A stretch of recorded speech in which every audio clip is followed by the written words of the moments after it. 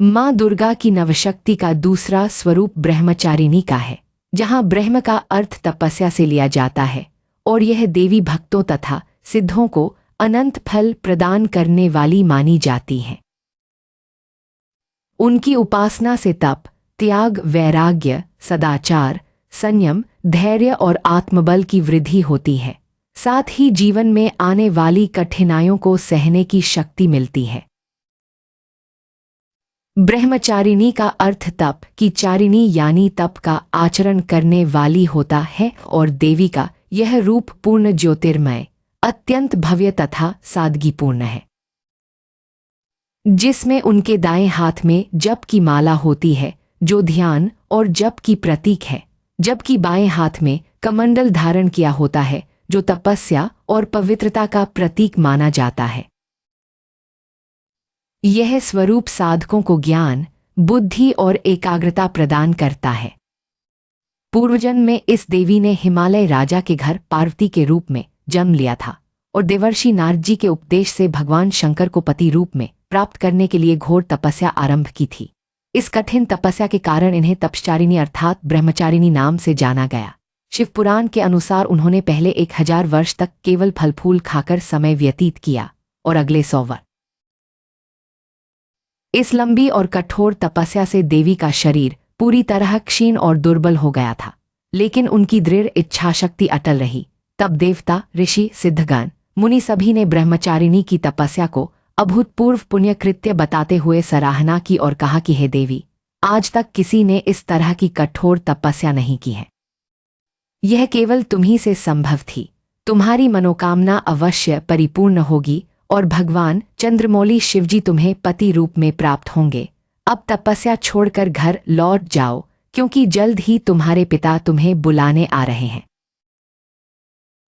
अंततः उनकी तपस्या सफल हुई और भगवान शिव ने उन्हें पत्नी रूप में स्वीकार किया।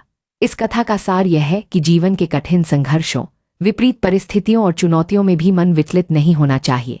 दृढ़ संकल्प और तप से हर असंभव कार्य संभव हो जाता है। मां ब्रह्मचारिणी देवी की कृपा से सर्व सिद्धि, इच्छित वरदान तथा मानसिक शांति प्राप्त होती है। दुर्गा पूजा या नवरात्रि के दूसरे दिन देवी के इसी स्वरूप की उपासना की जाती है, जो साधकों को आत्मसंयम और वैराग्य की शिक्षा देती है। अब मां ब्रह्मचारिणी की पूजा विधि की बात करें तो सबसे पहले सुबह सूर्योदय के बाद स्नान करके स्वच्छ वस्त्र धारण करें। विशेष रूप से सफेद, गुलाबी या हरे रंग के वस्त्र शुभ माने जाते हैं, क्योंकि गुलाबी रंग दूसरे दिन का शुभ रंग होता है। फिर घर के मंदिर या पूजा स्थल को अच्छी तरह साफ करके आसन बिछाएं। मां की प्रतिमा या चित्र को लाल या पीले कपड़े से ढककर स्थापित करें। कलश स्थापना यदि पहले दिन की गई हो तो उसमें गंगाजल छिड़कें। पूजन सामग्री जैसे रोली, अक्षत, कुमकुम, पंचमेवा, पुष्पमाला, बेलपत्र, दीपक, धूपबत्ती, कपूर, चंदन, सिंदूर, मौली, दूध, दही, घी, शहद से बने पंचामृत आदि तय। देवी प्रसीद तु मई ब्रह्मचारिण्यनुत्मा का कम से कम 108 बार जप करे।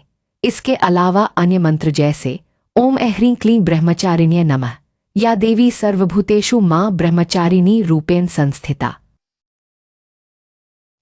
नमस्तस्ये नमस्तस्ये नमस्तस्ये नमो नमः, या ब्रह्मचारितुम शीलम यस्या सा ब्रह्मचारिणी सच्चिदानंद सुशीला च विश्वरूपा नमोस्तुते। इका भी जाप कर सकते हैं। भोग के रूप में मां को मीठे पकवान जैसे मिश्री, गुड़, शक्कर, शहद, खीर, दूध से बनी मिठाइयाँ या पंचामृत अर्पित करें, क्योंकि मीठा भोग उनकी प्रसन्नता बढ़ाता है। गंगाजल में मिश्री डालकर अर्पित करने का विशेष उपाय है, जो धैर्य और बुद्धि वृद्धि करता है।